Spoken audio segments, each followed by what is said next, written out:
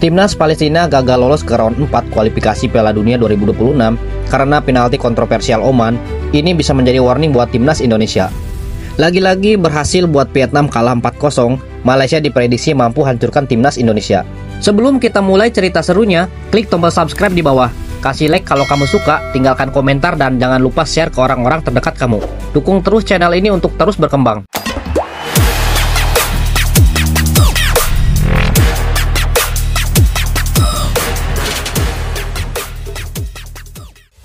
Nasib buruk dialami timnas Palestina. Mimpi timnas Palestina untuk berjuang merebut tiket ke Piala Dunia 2026 harus pupus setelah kemenangan mereka digagalkan oleh gol penalti menit-menit akhir yang dicetak oleh timnas Oman. Dalam pertandingan pamungkas grup B putaran ketiga kualifikasi Piala Dunia 2026 zona Asia, timnas Palestina sebetulnya sempat membuka harapan untuk bisa melaju ke putaran keempat ketika menjamu Oman. Meski harus menggunakan venue luar negeri, King Abdullah II Stadium di Yordania, timnas Palestina tetap memperlihatkan perjuangan yang membara hingga akhirnya unggul pada menit ke-49 lewat Oday Harum. Jika saja kedudukan 1-0 bisa dipertahankan hingga pertandingan berakhir, Palestina bakal menemani Irak melaju ke babak selanjutnya karena mereka finish di peringkat keempat. Sayangnya, sukacita Palestina buyar karena gol menit akhir Oman. Setelah unggul, Palestina sebetulnya bermain sangat nyaman dan dominan. Pasalnya, tim tuan rumah unggul jumlah pemain setelah pemain timnas Oman, Harib Al-Sadi, diusir keluar oleh wasit karena kartu kuning kedua. Untuk lolos ke Piala Dunia 2026 semakin dekat. Namun, mereka akhirnya harus dipaksa gigit jari setelah wasit memberikan hukuman penalti yang kontroversial. Yang menariknya adalah momen pelanggaran ini dinilai ganjil oleh banyak pihak.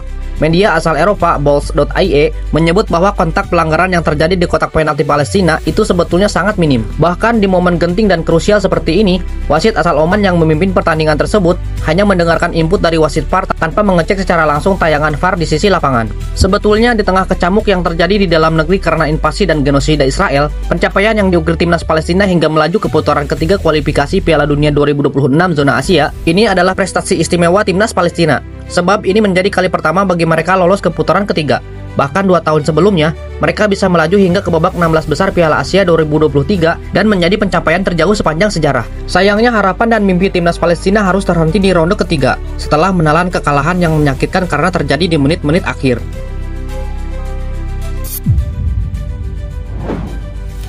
Kita beralih ke berita selanjutnya. Quang Huy mengakui tim nasional Malaysia yang sekarang memiliki skuad yang begitu kuat.